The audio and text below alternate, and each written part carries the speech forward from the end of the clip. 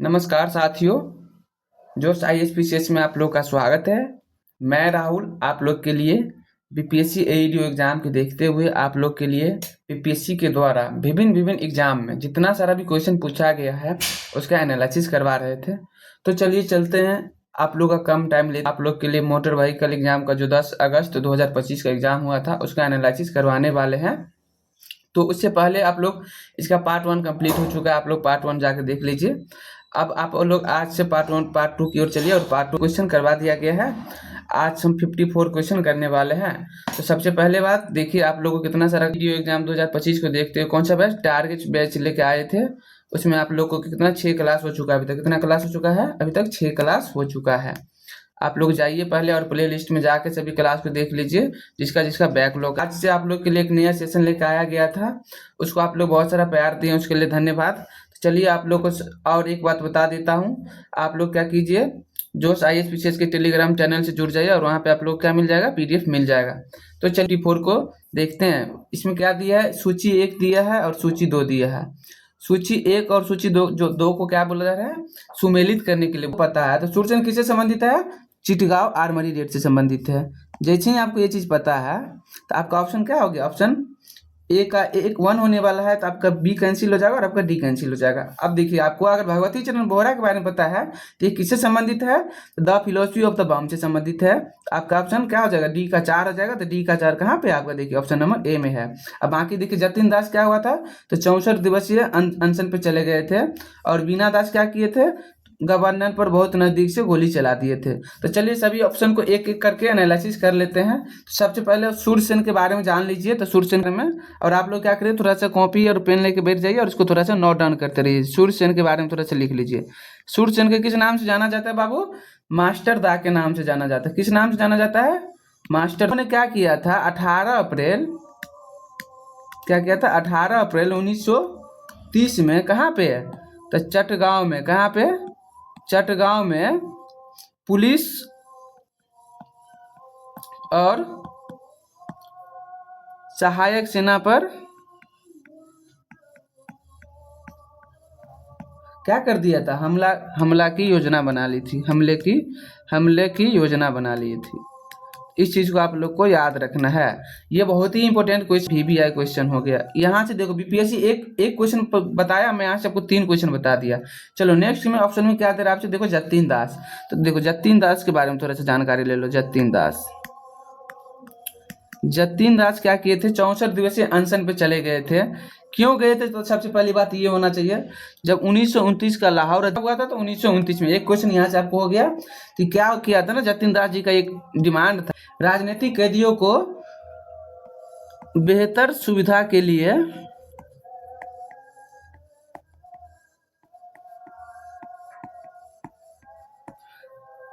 अनशन पर चले गए थे।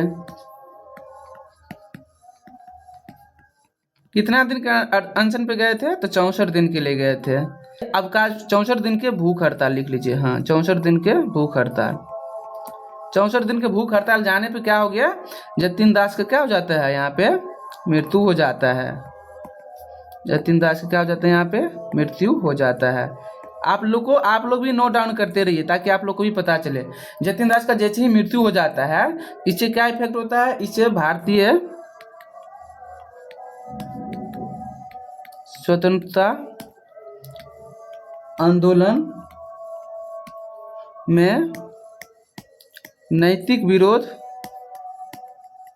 होना चाहिए, महत्वपूर्ण मुद्दा बन जाता है। ये तो बीना दास के बारे में बात कर रहे हैं। इसी में देखिए बीना दास, देखिए बीना दास के बारे में आपसे बात कर रहा है। गवर्नर पर क्या किया था, बहुत नजदीक से गोली चलाए थे। कब चलाए थे, तो पहले ये पता होना चाहिए, फरवरी 1932 में बीना दास ने क्या किया था, गवर्नर जनरल पर क्या कर दिया था, गोली चला दिया था। कब चलाया था, तो ये फरवरी 1932 में चलाया। उस गवर्नर स्टैनली जैक्सन है।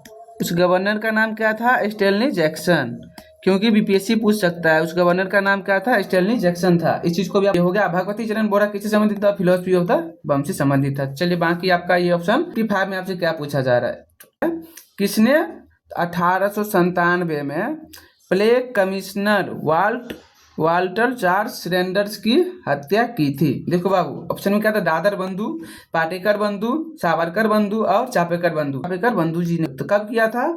तो 22 जून 1897 ईस्वी में किया था। कहाँ पे किया था? तो पुणे में किया था। इस चीज को थोड़ा सा याद रख लेना। क्वेश्चन नंबर नेक्स्ट में क्या पूछा जा रहा है आपसे? मराठी में अवंतिका बाई गोखले द्वारा, देखो बहुत अच्छा क्वेश्चन है, अवंतिका बाई गोखले द्वारा लिखित महात्मा गांधी की जीवनी की प्रस्तावना, बहुत अच्छा क्वेश्चन है, किसने लिखी थी? ऑप्शन में क्या था? बाल गंगाधर तिलक, ऑप्शन बी में गोपाल कृष्ण गोखले। अच्छा एक चीज बता तुम लोग, महात्मा गांधी जी के राजनीतिक गुरु कौन थे? तुम लोग कमेंट सेक्शन में कमेंट करना, कौन थे राजनीतिक गुरु? राजनीतिक गुरु किसके थे? महात्मा गांधी के, एमजी। इस चीज को याद रख लेना। कौन थे इसका? तो प्रस्तावना किसने लिखा था बताओ? अवंतिका बाई गोखले द्वारा लिखित महात्मा गांधी की जीवनी की प्रस्तावना किसने लिखा था? तो बाल गंगाधर तिलक जी ने लिखा था। इस चीज को आप लोगों को क्या करना है? याद रखना है। अब देखो, महादेव गोविंद रनाडे है, ये किनका गुरु थे? तो ये थे गोपाल गुरु किसके थे? तो गोपाल कृष्ण गोखले जी के गुरु थे। इसको भी तो थोड़ा सा याद रख सकता है। क्या निम्नलिखित कथनों पर क्या करना है? आपको विचार करना है। तो सबसे पहले विचार करने के लिए आप कथन पढ़ लीजिए, क्या बोला जा रहा है। तो क्या है? फरवरी 1945 की जगह नहीं, देखो बीपीएससी ने कितना कॉमन बेसिक चीज खेला है, एक चीज को पता है। देखो कब किया था? फरवरी की जगह नहीं, तो फरवरी 1946 में किया था। कब किया था? फरवरी 1946 में किया था। तो बॉम्बे में आपको 12 इंडियन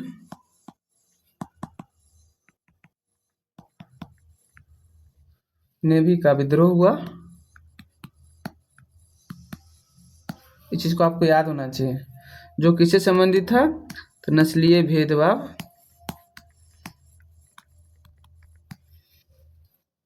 ये चीज आपको पता होना चाहिए। तो आपका ऑप्शन का एक क्या हो जाएगा? कथन एक क्या हो जाएगा? तो दो ऑप्शन ऐसे ही कट गया, तो आपका बच गया केवल दो और चार। तो अब कथन दो की ओर चलते हैं। तो क्या पूछा जा रहा है आपसे? देखिए, मुस्लिम लीग ने कब? तो 16 अगस्त 1946 को प्रत्यक्ष दिवस मनाने के लिए मुस्लिम लीग का आह्वान किया था। ये बात सही है। तो आपका दो क्या हो जाएगा? आपका ये सही हो जाने वाला है। तो आपका दो सही हो गया। तो देखिए केवल दो, और ऑप्शन चार को पढ़ लेते हैं, तीन को नहीं पढ़ेंगे बाकी है। रॉलेट बिल ने अधिकतम 2 वर्ष की अवधि के लिए बिना सुनवाई के हिरासत में रखने का प्रस्ताव दिया। ये बात भी सही है। तो आपका क्या आंसर हो जाएगा? आपका आंसर डी हो जाएगा। तो चलिए, आपका आंसर डी हो गया। तो आप थोड़ा सा कमेंट सेक्शन में आप लोग कमेंट कीजिएगा, रॉलेट बिल कब आया था? कमेंट सेक्शन में कमेंट करिएगा, रॉलेट बिल कब आया था। और सरदार वल्लभ भाई पटेल ने हिंद स्वराज नामक पुस्तक लिखी थी या नहीं लिखी थी? इसको आप लोग कमेंट सेक्शन में कमेंट करिएगा। और एक चीज बता सकता है, यहाँ पे मुस्लिम लीग का आह्वान जो किया था, किसने किया था? तो मोहम्मद अली जिन्ना जी ने किया था। किसने? मोहम्मद अली जिन्ना का तो बहुत फेमस ही है इस चीज के लिए। 58 में आपसे क्या पूछा जा रहा है? क्वेश्चन को पढ़िए और बताइए। 58 में आपसे ये पूछा जा रहा है, बीडी सावरकर ने 1857 के विद्रोह के 1857 के विद्रोह को भारतीय स्वतंत्रता का युद्ध बताया। एसबी चौधरी ने यह तर्क दिया कि 1857 का विद्रोह जनता का विद्रोह नहीं था। देखो ये कहा गया, बीडी सावरकर ने ये बिल्कुल बोला था भारतीय स्वतंत्रता का युद्ध बताया गया, ये बात सही है। एसबी चौधरी ने यह तर्क दिया 1857 का विद्रोह जनता का विद्रोह नहीं था, ये गलत है, क्योंकि इन्होंने यही भी बोला था यह जनता का विद्रोह था। तो आपका ऑप्शन क्या हो जाएगा? जब दो गलत हो गया तो ये कैंसिल, ये कैंसिल, ये कैंसिल। आपका ऑप्शन बी सावरकर ने अपना पुस्तक लिखा था, एक मिनट लिख लो यहाँ पे, बीडी सावरकर 1909 में अपना पुस्तक लिखा था। उसका नाम क्या था? The Indian war of independence 1857। इस चीज को याद रखना है। और जब एसबी चौधरी बोले थे, एसबी चौधरी, तो आपका ऑप्शन नंबर 2 गलत हो गया। और एक चीज बताओ, एसबी चौधरी ने कौन सा पुस्तक लिखा था? Civil rebellion. क्या लिखे थे? Civil rebellion. इस चीज को आप लोग को याद रखना है। ये बहुत ही अच्छा क्वेश्चन, सिविल रिवेलियन, यहाँ से एक क्वेश्चन बनता है, ये VBI क्वेश्चन है। यहाँ से 1857 क्रांति इसीलिए बोला जाता है, पढ़ के जाना है बीपीएससी के एग्जाम में, ये चीज आप लोग को पता होना चाहिए। बहुत ही वीवी क्वेश्चन यहाँ से बनता ही बनता। कथन पर क्या करना है आप लोग को, विचार करना है। कथन एक में क्या बोला जा रहा है, आप लोग पढ़िए इसको। पहले बोला जा रहा है गदर का गठन बोस्टन में हुआ था। गदर के अखबार में उसके मुख्य पृष्ठ के ऊपर यह लिखा हुआ था कि अंग्रेजी राज का दुश्मन या ब्रिटिश शासन का दुश्मन। गदर पार्टी की स्थापना 1913 में हुई थी। चलो ये लोग, आप लोग गदर पार्टी के बारे में जानते हो तो कमेंट सेक्शन में कमेंट करो, नहीं तो हम बता रहे हैं आप लोगों को। देखो, तो गदर पार्टी का गदर पार्टी का गठन कब हुआ था? गदर पार्टी के बारे में चलो बेसिक चीज जान लो। कब हुआ था? 1913 में हुआ था। कहाँ पे हुआ था? तो यूएसए के सैन फ्रांसिस्को में हुआ था। देखो यहाँ से आप लोग का ऑलरेडी क्वेश्चन बन जाएगा। कहाँ हुआ था? सैन फ्रांसिस्को में हुआ था। आप देखो इसका गदर पार्टी किसके मतलब स्थापना किसने किया था, मतलब गदर पार्टी की शुरुआत किसने किया था? तो लाल हरदयाल सिंह,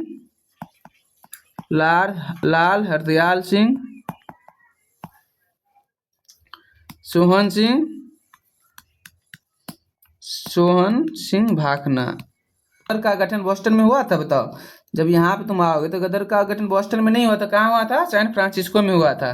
जैसे ही सैन फ्रांसिस्को में हो गया तो आपका ऑप्शन ये गलत हो गया। एक कथन एक गलत हो गया, तो कथन एक गलत हो गया, तो ये कथन गलत, ये कथन गलत। आपका बच गया गदर पार्टी का स्थापना कब हुआ था? 1913 में हुआ था। तो ये बात बिल्कुल सही है, तो 3 सही है, तो आपका ऑप्शन डी हो जाएगा। बाकी मतलब क्या बोलते हैं इसको, हाँ, राजा हरिश्चंद्र जो फिल्म का निर्देशन किया था दादा साहब फाल्के जी ने किए थे। ये बात बिल्कुल सही है, ये बात बिल्कुल सही है आपका। कब किए थे? तो 1913 में किए थे। देखो क्वेश्चन में भी दिया है 1913 में किए थे। और ये भारत की प्रथम फिल्म मानी जाती है क्योंकि ये प्रथम फिल्म थी। तो ये बात आपको पता है, आपका ऑप्शन क्या जो उपयुक्त सही हो जाएगा, उपयुक्त सभी हो जाएगा। देखो क्वेश्चन नंबर 61 पे चलते हैं। भारत पर हून वंश का आक्रमण किसके शासनकाल में हुआ है? किसके शासनकाल में हुआ था? तो ऑप्शन क्या दे रहा है आपका? चंद्रगुप्त सेकंड, कुमारगुप्त प्रथम और स्कंदगुप्त और बुधगुप्त। सबसे पहली बात आपको पता होना चाहिए, तो चंद्रगुप्त सेकंड कब आया था, उसके कार्यकाल क्या था? तो चंद्रगुप्त सेकंड को क्या बोलते हैं हम लोग? विक्रमादित्य के भी नाम से जानते हैं, विक्रमादित्य के नाम से जानते हैं। और इसका कार्यकाल कितना था? तो 374 से लेकर 415 ईस्वी के आसपास के। ये चीज आपको पता हो गया। और कुमारगुप्त के बारे में देखो, कुमारगुप्त कब आया था लगभग में? इसका कार्यकाल था लगभग में तुम्हें 455 ईस्वी के आसपास। और ये कब आया था? तो हून शुरुआती आक्रमण में आए थे हून। ये चीज आपको पता होना चाहिए। और ये किसका पुत्र है? तो ये स्कंदगुप्त का पुत्र। किसका पुत्र है? स्कंदगुप्त का पुत्र था। ये बात आप लोग को पता है। बाकी चलो, अब आपसे क्वेश्चन ये पूछा जा रहा है, तो भारत और हून वंश का आक्रमण किसके शासनकाल में हुआ था? किसके शासनकाल में हुआ था? स्कंदगुप्त। तो हून पे आक्रमण किया था, ये कौन सा अभिलेख में प्राप्त हुआ है? तो भीतरी स्तंभ अभिलेख। देखो भीतरी स्तंभ अभिलेख, इस चीज को भी याद रख सकता है। देखो एक क्वेश्चन से कितना सारा एनालिसिस हो गया, इस चीज को समझ। मंदसौर प्रशस्ति किस शासक स्कंदगुप्त, कुमारगुप्त, रामगुप्त और चंद्रगुप्त सेकंड के बारे में बोला जा रहा है? जैसे स्कंदगुप्त के बारे में अभी हम पढ़े थे, कहाँ से किस चीज की उपलब्धि मिलता है? तो भीतरी स्तंभ अभिलेख से मिलता है। देखो ऊपर ही बताए थे भीतरी स्तंभ अभिलेख, ये हम पहले ही बता चुके हैं ऊपर में। देखो इसमें इस स्तंभ से क्या प्राप्त होता है? तो हूनों पे क्या किया था? विजय के आक्रमण के बारे में पता चलता है। हूनों पर विजय के लिए प्रसिद्ध के आक्रमण के बारे में पता चलता है, हूनों पर विजय के बारे में। और देखो कुमारगुप्त के बारे में तुमसे बोला जा रहा है। कुमारगुप्त के बारे में क्या बोला जा रहा है? ये किससे संबंधित है? तो मंदसौर प्रशस्ति अभिलेख से संबंधित है। मंदसौर प्रशस्ति अभिलेख से संबंधित है। तो देखो आपका आंसर क्या होने वाला है? देखो ऑप्शन बी होने वाला है, बाकी कोई दिक्कत नहीं है। और देखो थोड़ा सा चंद्रगुप्त द्वितीय के बारे में भी देख सकता है। चंद्रगुप्त द्वितीय के बारे में, तो चंद्रगुप्त द्वितीय किससे संबंधित है? ये है मेरौली यात्रा, फाहियान के यात्रा वृत्तांत में। देखो फाहियान के द्वारा जो पुस्तक लिखा गया था यात्रा वृत्तांत में, एक अस्पताल का विवरण कौन सा स्थान पे मिला ये पूछ रहा है। देखो ऑप्शन क्या था? उज्जैन, कौशाम्बी, ताम्रलिप्त और पाटलिपुत्र। आप लोग को पता होगा क्या होने वाला है? पाटलिपुत्र होने वाला है। इसमें कोई ज्यादा था तो ये चीज याद रखना। भारत, तो भारत कब आया था फाहियान? भारत कब आया था? चंद्रगुप्त सेकंड के शासनकाल में कहाँ आया था? भारत आया था। ये सांख्य दर्शन से संबंधित है। तो कपिल मुनि किससे संबंधित हो जाएंगे? सांख्य दर्शन, कपिल मुनि। देखो ये हो गया। पूर्ण मीमांसा से कौन संबंधित था? तो इसका प्रवर्तक कौन थे? देखो इसका प्रवर्तक कौन थे बताओ? इसका पूर्ण मीमांसा का कौन था? जैमिनी था। इस चीज को आप लोग को याद रखना। जैमिनी एआई यूज करता है ना, तुम लोग इस चीज को आप लोग याद रख सकते हैं इससे। न्याय दर्शन का कौन था? तो गौतम था। उत्तर मीमांसा का कौन था? तो उत्तर मीमांसा का कौन था? बदरायन था। इस चीज को याद रख लेना, बदरायन। चलो क्वेश्चन नंबर नेक्स्ट की ओर चलते हैं, 65 की ओर। पूछ रहा है मुगलों की दरबारी भाषा क्या थी बाबू बताओ। तुर्की, पर्शियन, उर्दू। चल जाओ, तो क्या था, पर्शियन था। मुगलों का दरबारी भाषा क्या था, पर्शियन था। नवरेज का पर्व, ये थोड़ा सा अच्छा क्वेश्चन। नवरेज का पर्व मुगलों ने लिया था, कहाँ से लिया था, पारसी से, यहूदी से, मंगोल से या तुर्क से। तुर्क से। कहाँ से लिया था, पारसी से लिया था। इस चीज आपको क्या होना चाहिए, पता होना चाहिए। पारसी और ईरानी दोनों को ऐड कर लेगा तो वही नव वर्ष के लिए इसे नवरोज का पर्व बोला जाता है, नव वर्ष। किस गुरु को अपना उत्तराधिकारी बनाया था। देखो बाबू, गुरु नानक के बारे में बात कर रहा है और उन्होंने अपने क्या बनाया था, उत्तराधिकारी बनाया था। ऑप्शन में क्या था, गुरु रामदास, गुरु अमरदास, गुरु हरराय और गुरु अंगद। किसको बनाया था, गुरु अंगद को बनाया था। ये चीज आपको पता होना चाहिए। और देखो गुरु अंगद क्या था, इसको किस नाम से जाना जाता है, तो गुरुमुखी। गुरुमुखी। गुरु हरराय जो है ना, गुरु हरराय जो कितना नंबर का उत्तराधिकारी था, 7 नंबर का था गुरु नानक जी का। गुरु नानक कितने नंबर के ये थे, गुरु थे, तो 7वें नंबर के गुरु थे। और देखिए गुरु रामदास कितने नंबर के थे, तो गुरु रामदास आपका 4थे नंबर का थे। और गुरु अमरदास कितने नंबर का था, गुरु अमरदास आपका 3रे नंबर का था। अब एक चीज बताओ, तो गुरु अंगद कितने नंबर का, तुम लोग कमेंट सेक्शन में कमेंट करना। नाम से जाना जाता है, बहुत ही बेसिक क्वेश्चन है, तुम लोग को पता है। फारूक सियर, रबी उदारा साथ, मोहम्मद शाह, रफी उद्दौला। क्या होने वाला है बताओ, मोहम्मद शाह को क्या बोला जाता है, रंगीला के नाम से जाना जाता है। क्यों बोला जाता है, क्योंकि इन्हें कला, संगीत, भोग विलास, कला, संगीत, भोग विलास आदि आदि में, भोग विलास में। और एक चीज याद रख सकता है, नादिर जो शाह था ना, कौन, नादिर शाह, इसी के कार्यकाल में कितना में था, 1739 में कहाँ पे, दिल्ली पर क्या किया था, आक्रमण किया था, दिल्ली पर आक्रमण किया था। चलो आक्रमण किया था। बाकी चलो फारूक सियर के बारे में तुम लोग बताओ क्या होता है। इन सियर को ना घृणित कायर के नाम से जाना जाता है। क्या बोला जाता है इसको, घृणित कायर के नाम से जाना जाता है। ये चीज भी थोड़ा सा आप लोग याद रख सकता है। और ये जो रफी उदाराज था, ये क्या था, सैयद बंधु का क्या था, कठपुतली था। क्या था, सैयद बंधु जो दोनों भाई था उसका क्या था, कठपुतली था, कठपुतली जो बोलते हैं। रफी उद्दौला था ना, अवध का नवाब था। कहाँ का था, अवध का नवाब था। ये चीज आप लोग को पता होना चाहिए। सिंध किस ब्रिटिश के द्वारा, सिंध किस ब्रिटिश के द्वारा विजित किया गया था, आप लोग को पता होना चाहिए। क्या दे रहा ऑप्शन में, वेलिंगटन, स्लीमैन, नेपियर और लॉरेंस। तो आपको ये तो बेसिक क्वेश्चन, किसके द्वारा किया गया था, नेपियर के द्वारा किया गया था। कब किया गया था, 1843 में किया गया था। चलो बाकी 70 की ओर चलते हैं, ज्यादा टाइम ना लेते हुए। जेम्स एंड्रयू रामसे किस गवर्नर जनरल का असली नाम है, यही पूछ रहे हैं ना। देखो हाँ, असली नाम था, सॉरी हाँ, किस गवर्नर जनरल का असली नाम था। ऑप्शन में क्या था, Lord Dalhousie, Lord Canning, Lord north और लॉर्ड कर्जन। चलो तुम लोग कमेंट सेक्शन में इसका कमेंट करो क्या होने वाला है। इसका कमेंट सेक्शन में कमेंट करो, लॉर्ड डलहौजी था। तो 1848 से लेके 1856 के बीच में था लॉर्ड डलहौजी का कार्यकाल। और देखो इसके बारे में 2-3 चीज आपको याद रखना है। इन्होंने क्या किया था, व्यपगत का सिद्धांत दिया था। व्यपगत का सिद्धांत किसने दिया था, तो लॉर्ड डलहौजी ने दिया था। यहाँ से क्वेश्चन पूछता है, जैसे इंग्लिश में क्या बोलते हैं, डॉक्ट्रिन ऑफ लैप्स। क्या बोलते हैं, डॉक्ट्रिन ऑफ लैप्स। इस चीज को आप लोग क्या करना है, याद रखना है। बाकी देखो इन्होंने रेलवे की शुरुआत किया, पीडब्ल्यूडी पे काम किया, इसीलिए लॉर्ड डलहौजी ज्यादा फेमस थे। तो लॉर्ड कैनिंग क्या था, अंतिम क्या था, गवर्नर जनरल था, अंतिम गवर्नर जनरल एंड प्रथम वाइसराय था। इस चीज को आप लोग को याद होना चाहिए लॉर्ड कैनिंग के बारे में। और तुम लोग कमेंट सेक्शन में कमेंट करना इसका कार्यकाल कितना से कितना था। चलो लॉर्ड नॉर्थ के बारे में थोड़ा सा जान लो। तो ये क्या था, ब्रिटिश का पीएम था। क्या था, ब्रिटिश का प्रधानमंत्री था। क्या था, ब्रिटिश का प्रधानमंत्री। ये क्या था, ब्रिटिश का क्या था, पीएम था, ब्रिटिश पीएम। चलो अब क्या बच गया, लॉर्ड कर्जन। तो लॉर्ड कर्जन का कार्यकाल लिख लो, 1899 से लेकर कितना के बीच में था, 1905 के बीच में था। और किस चीज के लिए फेमस था, तो बंगाल विभाजन के लिए ज्यादा जाना जाता है। किस चीज के लिए, लॉर्ड कर्जन बंगाल विभाजन के लिए ज्यादा फेमस था। चलो एक क्वेश्चन तो तुम्हारा 4-5 क्वेश्चन बन गया। चलो क्वेश्चन नंबर 71 की ओर चलते हैं। 71 में आपसे ये पूछा जा रहा है, निम्नलिखित में से कौन सा एक सुमेलित नहीं है। आपको ये चेक करना है कौन सा सही नहीं है। मतलब तो देखो कैम्पोज के बारे में बता रहा है। कैम्पोज कहाँ पे है बाबू, ब्राजील में है, ये बोला जा रहा है। और ग्रांड चागो कहाँ है, उत्तरी अर्जेंटीना में है। लानोस कहाँ है, वेनेजुएला में है। और वेल्ड कहाँ है, ऑस्ट्रेलिया में है। आपसे पूछ रहा है कौन सही नहीं है।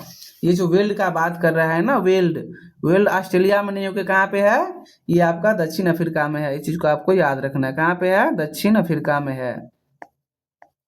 और एक चीज तुम लोग यहाँ पे बता सकता है, कैंपोज कहाँ पे है? ब्राजील में है। तो ब्राजील में कहाँ पे है? अब ब्राजील कैंपोज क्यों फेमस है? तो सवाना घास के लिए फेमस है। इस चीज को आपको भी याद रख सकता है। कैंपोज क्यों फेमस है? सवाना घास। पूछ रहा है आपसे निम्नलिखित में कौन सा कथन सही नहीं है? जैसी सही नहीं का बात कर रहा है तो सही वाला को छोड़ देंगे, जो सही नहीं उसको टिक कर लेंगे। तो भूमध्य रेखा अफ्रीका को लगभग 2 समान भाग में विभाजित करता है, ये सही है। टेंगानिका झील अफ्रीका की सबसे बड़ी झील है। तो देखो बाबू, अफ्रीका का सबसे बड़ा झील क्या है? अफ्रीका का सबसे बड़ा झील क्या है? विक्टोरिया है। तुम लोग को पता है अफ्रीका का सबसे बड़ा झील क्या है? विक्टोरिया। तो ये तुम्हारा कैंसिल हो गया। तो आपका आंसर क्या हो जाएगा? पूछा जा रहा है नीचे दिए कोड का उपयोग करके सही उत्तर का क्या करना है? आपको चयन करना है। तो सही उत्तर का चयन करने के लिए आपसे क्या था? जनजाति दे दिया और देश का नाम दे दिया गया। तो आपसे ये बोला जा रहा है चीन जनजाति कौन सा देश से संबंधित है? तो आपको ये पता होना चाहिए चीन जनजाति किससे संबंधित है। तो चीन किससे संबंधित है बाबू? म्यांमार से संबंधित है। तो आपका 4 किससे हो गया? ए से। तो ए वाला ऑप्शन कहाँ पे है? सी में है। टोबा किससे संबंधित है बाबू बताओ? टोबा आपका अर्जेंटीना से संबंधित है। अर्जेंटीना 2 का, बी का 1। देखो बी का, तो बी का 1 आ गया, तब आंसर सी हो गया। बाकी तुम उसको मिलान कर लेना। और चकमा, चकमा के बारे में तुम लोग बताओ, चकमा किससे संबंधित है? तो बांग्लादेश से। तो चकमा बांग्लादेश से। और माओरी किससे हो जाएगा? तो बताओ। और में आपसे ये पूछा जा रहा है निम्नलिखित में से कौन सा कथन सही नहीं है?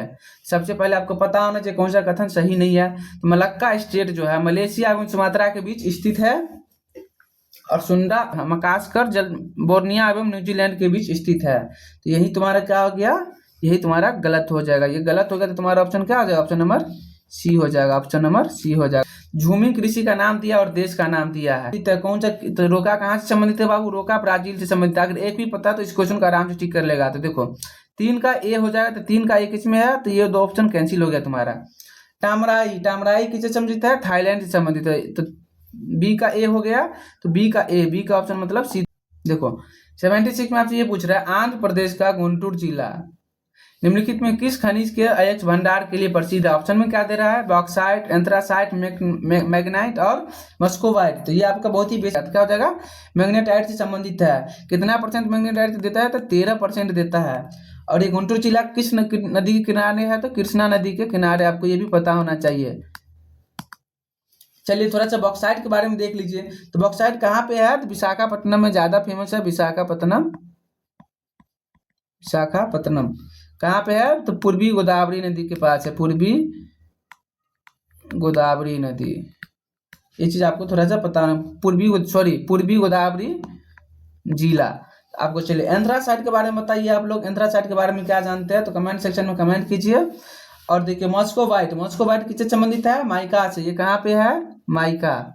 माइका कहाँ पे ज्यादा फेमस है? तो आंध्र प्रदेश के कहाँ पे? नेल्लोर में। कहाँ पे? आंध्र प्रदेश के नेल्लोर में। इस चीज को भी आप लोग को याद रखना है। नोट डाउन कर लीजिए मोनू जी, नोट डाउन कर लीजिए। जितने भी स्टूडेंट है सब पेन कॉपी लेके बैठ जाइए और नोट डाउन करते रहिए। चीजें आप लोग को तभी याद रहेगा।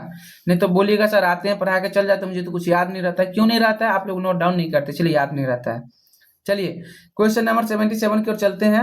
निम्नलिखित में से कौन सा एक कथन क्या है? सही नहीं है। तो देखिए सही नहीं है वो आपको फाइंड आउट करना है। चेन्नई में वर्षा की विषमता मुंबई से अधिक है, ये बात बिल्कुल सही है। दक्षिणी पश्चिमी लौटता मानसून तमिलनाडु के तटीय क्षेत्रों में कुछ वर्षा लाता है, तो ये बात भी क्या है? सही है। पश्चिमी विक्षोभ भूमध्य सागर से उत्पन्न होता है, ये बात भी सही है। अब देखिए मोनेक्स के बारे में बात कर रहा है। मोनेक्स संयुक्त राज्य अमेरिका तथा भारत के संयुक्त तत्वावधान में आयोजित किया गया था। देखो मोनेक्स जो है ना, मानसून अभियान संयुक्त राज्य अमेरिका तथा भारत के संयुक्त तत्वावधान में आयोजित किया है ना। अमेरिका और भारत ने भाग लिया था, लेकिन भारत प्लस में यूएसएसआर के बीच में ये क्या किया था? परियोजना लागू किया गया था। किसके द्वारा किया गया था? तो वर्ल्ड मेट्रोलॉजिकल ऑर्गेनाइजेशन के द्वारा किया गया था। तो आपका आंसर कौन सा गलत हो गया? डी। मतलब आपका आंसर क्या होने वाला है? डी ऑप्शन सही होने वाला है। इस चीज को याद रखना है। चलिए 78 में चलते हैं। देखिए 78 बहुत ही बेसिक क्वेश्चन है। आपको मिलान करना है। आपका करत दे दिया है और आपको नदी दे दिया गया है, तो आपको मिलान करना है। तो देखो तीस्ता ब्रह्मपुत्र से संबंधित है, तो बी का ए हो जाएगा। तो आपका ऑप्शन क्या हो जाएगा? हो गया, बाकी कोई दिक्कत वाली बात नहीं है। एक आपका 4 हो रहा था, गंगा से संबंधित हो रहा था, तो आपका ऑप्शन क्या हो जाएगा? आपका ऑप्शन ए हो जाएगा। और एक चीज आप लोग कमेंट सेक्शन में कमेंट कर सकते हो, जो ब्रह्मपुत्रा जो है तो इसको बांग्लादेश में किस नाम से जानते हैं? तुम लोग कमेंट सेक्शन में कमेंट करना। बांग्लादेश में किस नाम से जाना जाता है, इसको कमेंट सेक्शन में कमेंट कर सकता है। और देखो हिरने जो नदी है कहाँ से किससे संबंधित है? नर्मदा का। नर्मदा कहाँ है? गुजरात के गिरनार में। इस चीज को भी थोड़ा सा याद रखना, गुजरात के गिरनार क्षेत्र में थोड़ा सा याद रख सकता है। चलो बाकी पूर्णा के बारे में बताओ। तो पूर्णा किससे संबंधित है? तो गोदावरी से हो गया तुम्हारा। ये कहाँ पे है? महाराष्ट्र में। इस चीज को भी थोड़ा सा याद रख लेना। चलो क्वेश्चन नंबर नेक्स्ट की ओर चलते हैं। नेक्स्ट में क्या पूछा जा रहा है आपसे, देखो। हाँ, स्वर्णिम चतुर्भुज के 4 खंड दिया हुआ है। कितना 4 खंड है? निम्न शहर को जोड़ता है। दिल्ली से मुंबई, मुंबई से चेन्नई, चेन्नई से कोलकाता और कोलकाता से दिल्ली। तो आपको 4 खंड की लंबाई को क्या बोला है? घटते क्रम में सजाना है। बढ़ते क्रम में क्या? घटते क्रम में सजाना है। तो देखो सबसे पहली बात आपको पता होना चाहिए, डेटा बेस्ड क्वेश्चन बात कर रहा है आपसे। तो दिल्ली से मुंबई का कितना टोटल किलोमीटर? 1419 की, तो 1290 किलोमीटर के आसपास है। और चेन्नई से कोलकाता की बात करेंगे तो 1684 किलोमीटर है। और कोलकाता से दिल्ली बात करेंगे तो 1483 किलोमीटर है। और आपसे क्या पूछ रहा है? इसको घटते हुए क्रम में सजाना है। तो देखो सबसे ज्यादा कौन है? पहले चेन्नई, कोलकाता। 3 ऑप्शन पहले आएगा, तो 3 ऑप्शन ए और बी में है, तो इसको कैंसिल कर दो। उसके बाद क्या आएगा बताओ? 1483 आ जाएगा तुम्हारा। तो 1483 किसमें ऑप्शन में है? देखो 4 में। तो 3 और 4 हो गया, और 1 और 2 में देखो मिला लो, 1 और 2 में। तो सबसे लास्ट में कौन आएगा? 2 आएगा। तो ऑप्शन नंबर ए की ओर चलो, कोई दिक्कत वाली बात नहीं है। चलो क्वेश्चन नंबर 80 की ओर चलते हैं। आपसे पूछ रहा है निम्नलिखित राज्यों में कौन सा एक कहवा उत्पादन में अग्नि है? कहवा की बात कर रहा है। तो देखो कहवा में कौन सा अग्नि है? तो आपका कर्नाटक ज्यादा। हाँ, कितना परसेंट उत्पादन करता है कहवा का?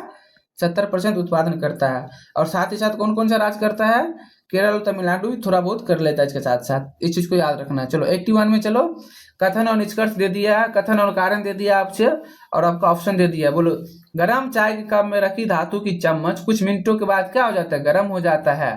धातु उसमें आगे क्या होता है? अच्छी चालक होता है। बाबू बताओ, गर्म चाय क्या होता है? धातु का चम्मच में कुछ मिनटों बाद गर्म हो जाएगा। बिल्कुल हो जाएगा। तो ये चीज आपका क्या है? ऑप्शन ए सही हो जाएगा। इसमें कोई वाली बात नहीं है, क्योंकि उसमें का सुचालक होता है या चालक होता है। तो आपका ऑप्शन ए हो जाएगा। चलो क्वेश्चन नंबर 82 में क्या पूछ रहा है आपसे? निम्न में से ध्वनि के परावर्तन का उपयोग करते हैं। देखो ध्वनि का परावर्तन का उपयोग कहाँ कहाँ होता है ये पता होना चाहिए। सोनार में यूज करता है, बिल्कुल सही है। स्टेथोस्कोप में करता है, इको में तो बिल्कुल होता है, ये पता ही है आपको। और पेरिस्कोप, पेरिस्कोप मतलब तुम क्या होता है? देखने का काम होता है, तो वहां पे ध्वनि का परावर्तन नहीं होता है, स्टेथोस्कोप में होता है। तो ऑप्शन डी गलत हो जाएगा। आपका क्या हो जाएगा option answer? Option number A सही हो। के बारे में आपसे क्या पूछ रहा है? घर्षण के बारे में सही कथन को पहचान कीजिए। तो घर्षण से क्या होता है? उष्मा उत्पन्न हो सकती है। घर्षण हमेशा गति का विरोध करता है। चलने में घर्षण का उपयोग नहीं होता है। देखो यही तो गलत हो गया है। चलने के लिए क्या आवश्यकता होता है? घर्षण का उपयोग होता है। तो देखो 3 गलत हो गया। ये कैंसिल, ये कैंसिल, ये कैंसिल। आपके पास एक ही ऑप्शन बच गया। चलो 84 की ओर चलते हैं। घरेलू विद्युत वायरिंग में तांबे का तारों का प्रयोग क्यों किया जाता है? बाबू बताओ, तांबे का तार हम लोग प्रयोग क्यों करते हैं विद्युत वायर में? इलेक्ट्रिक वायर में क्यों प्रयोग करते हैं? क्योंकि तांबा सस्ता होता है, तांबा खराब चालक होता है, तांबा के कम प्रतिरोध और अच्छा चालक होता है। तांबा गर्म होने पर चमकने लगता है, नहीं, क्या होता है? तांबा का प्रतिरोध कम होता है, और ये क्या करता है? ये अच्छा चालक होता है, इसीलिए इसका यूज करते हैं हम। और अच्छा चालक होने का मतलब क्या होता है पता है ना आप लोग को? अच्छा चालक से क्या होता है? बिजली की हानि कम होता है। ये चीज आपको पता होना चाहिए। चलो 85 की ओर चलते हैं। आपसे पूछ रहा है उपकरणों का उनकी ऊर्जा रूपांतरण से मिलान कीजिए। बताओ बाबू, ये कहाँ करते हैं? विद्युत से यांत्रिक में कन्वर्ट कर लेते हैं। तो ए का 1 हो जाएगा। देखो विद्युत बल्ब से क्या करते हैं? विद्युत से हम लोग प्रकाश कन्वर्ट कर लेते हैं। तो आपका बी हो जाएगा। आपका इसी देखो ये 2 ऑप्शन कैंसिल हो गया। अब देखो सी, सौर पैनल का बात करें तो प्रकाश से विद्युत में कन्वर्ट करते हैं, बिल्कुल सही बात है। तो आपका ऑप्शन ए हो जाएगा। माइक्रोफोन में क्या करते हैं? ध्वनि से विद्युत में कन्वर्ट कर लेते हैं। आपका ऑप्शन ए हो जाएगा। चलो सर्दी में यदि शीशे की खिड़की को अचानक गर्म कर देते हैं। देखो सर्दी के मौसम में क्या करता है? अभी सर्दी का मौसम चल रहा है, शीशे की खिड़की को अगर हम गर्म कर देंगे सडनली, तो क्या होगा? वो टूट जाएगा, क्योंकि शीशा भारी होता है। तो नहीं भाई, भारी से कोई कनेक्शन ही नहीं है। शीशा क्या विद्युत का संचालन नहीं कर सकता है। असमान, देखो इसका भी कोई मतलब नहीं है। असमान विस्तार से शीशे में क्या होता है? तनाव उत्पन्न होता है। ये बात सही लग रहा है, तो आपको इसको ठीक कर सकता है। शीशा नमी को अवशोषित कर लेता है, इसका कोई मतलब नहीं है, तो मिटा देते हैं। कौन सा पूछ रहा है? विद्युत चुंबकीय तरंग नहीं है। विद्युत चुंबकीय तरंग नहीं है। तो देखो इंफ्रारे, एक्स रे, ध्वनि रे और माइक्रोवेव रे। इसका आंसर क्या? तो देखो विद्युत चुंबकीय तरंग कौन कौन सा? इंफ्रारे है, एक्स रे किरणें भी है, और ध्वनि तरंग नहीं है, और माइक्रोवेव भी है। तो आपसे क्या पूछा कौन सा नहीं है? तो आपका आंसर क्या आ जाएगा? आपका आंसर सिर्फ ध्वनि तरंग क्या है? इलेक्ट्रोमैग्नेटिक वेव्स नहीं है। तो आपका ऑप्शन सी हो जाएगा। बाकी इसमें कोई ध्वनि का संबंध किससे है? कंपन से है। तो विद्युत में क्या होता है? इलेक्ट्रॉन का प्रवाह होता है, बिल्कुल बात है। तो आपका ऑप्शन क्या हो जाएगा? 88 का ए हो जाएगा। व्यक्ति को कोने के पीछे की आवाज सुनाई दे सकती है, लेकिन वह देख नहीं सकता है, ये चीज बोल रहा है। प्रकाश तरंगे ध्वनि तरंग की तुलना में बाधाओं के चारों ओर अधिक आसानी से मुड़ सकता है। तो आपको क्या करना है इसमें, बोला है ए और आर दोनों सही है, ए आर की सही व्याख्या करता है, ए और दोनों सही है, लेकिन ए आर ए की सही व्याख्या नहीं करता है। ए सही है, आर गलत है, ए गलत है, आर सही है। तो देखो बाबू, इसमें क्या करना, कथन में क्या दिया, एक व्यक्ति को कोने के पीछे की आवाज सुनाई देता है लेकिन वो देख नहीं सकता, ये बात सही हो सकता है। प्रकाश तरंग जो होता है ध्वनि तरंग की तुलना में बाधाओं को चारों ओर अधिक आसानी से मुड़ सकता है, नहीं, यही तो गलत हो गया। तो आपका ऑप्शन क्या हो जाएगा, सी हो जाएगा, आसानी से नहीं मुड़ सकता है, ये चीज आपको पता होना चाहिए। चलो 90 की ओर चलते हैं। 90 में आपसे क्या पूछ रहा है, देखो, निम्नलिखित में से कौन सा अंतरिक्ष यान में अंतरिक्ष यात्रियों के भारहीन दिखने की सबसे सही व्याख्या करता है। देखो, अंतरिक्ष यात्री जब अंतरिक्ष में जाता है उसे वेट लॉस मतलब भारहीनता की फीलिंग महसूस होने लगता है, तो किस कारण से होता है, वही पूछ रहा है। अंतरिक्ष में गुरुत्वाकर्षण नहीं होता है। देखो, और क्या बोला है, वे गुरुत्वाकर्षण के प्रभाव में यान के साथ गिर रहे होते हैं, अंतरिक्ष यान के अंदर निर्वात होता है, कक्षा में उनका द्रव्यमान शून्य हो जाता है। क्या होता है, गुरुत्वाकर्षण के प्रभाव में यान के साथ क्या होता है, गिर रहा होता है, इसीलिए आपका आंसर बी हो जाएगा। क्या होता है, ग्रेविटी फ्री फॉल मतलब भारहीनता का फॉल होने लगता है। इस चीज को आप लोग को याद रखना है। कौन सा एक सजातीय मिश्रण है, देखो, पीतल, वायु, धुआं और चीनी का जलीय विलयन। सजातीय पूछ रहा है, सजातीय मिश्रण नहीं है, मतलब विजातीय का बात कर रहा है, मतलब हेट्रोजोनस। तो विजातीय क्या होगा बताओ, धुआं होगा, क्योंकि इसमें अलग अलग चीज प्रकार के वायु भी रहता है, एरोसॉल भी रहता है, ठोस कण पार्टिकल्स भी रहता है। आपका आंसर सी हो जाएगा। देखो, आरएनए में क्या होता है, आरएनए में कौन सा भस्म होता है और डीएनए में नहीं होता है। तो सबसे पहले आप लोग को तो ये पता होना चाहिए डीएनए में क्या होता है, एक मिनट रुक जाओ, हाँ, तो डीएनए में पहले कौन सा भस्म रहता है, तो ये आपको पता होना चाहिए, क्योंकि आप लोग को बिना पता होने आप लोग गलत कर सकते हो। इसमें क्या होता है, एडिनिन होता है, ये याद रख लो तुम लोग, एडिनिन होता है, गुआनिन होता है और साइटोसिन होता है, साइटोसिन होता है और थायमिन होता है। ये किस में होता है, थायमिन, ये डीएनए में होता है। और आरएनए में क्या होता है, आरएनए में बेस में क्या होता है, देखो, चार इसमें भी होता है, एडिनिन, गुआनिन और साइटोसिन तो होता ही है, लेकिन यहाँ पे थायमिन की जगह क्या आ जाता है, यूरोसिल आ जाता है, क्या आ जाता है, यूरासिल आ जाता है। तो यही चीज आपसे पूछ रहा था, तो क्या एक्सचेंज हो गया, तो डीएनए में क्या नहीं होता है, तो डीएनए में यूरासिल नहीं होता है, इस चीज को आप लोग को याद रखना है। डीएनए में क्या नहीं होता है, डीएनए में यूरासिल नहीं होता, आपको ऑप्शन ए हो जाएगा। चलो 93 की ओर चलते हैं। 93 में आपसे क्या पूछ रहा है, आप लोग पढ़िए और सही मिलान करिए इसको। टमाटर में कौन सा एसिड पाया जाता है, कमेंट सेक्शन में कमेंट करिएगा।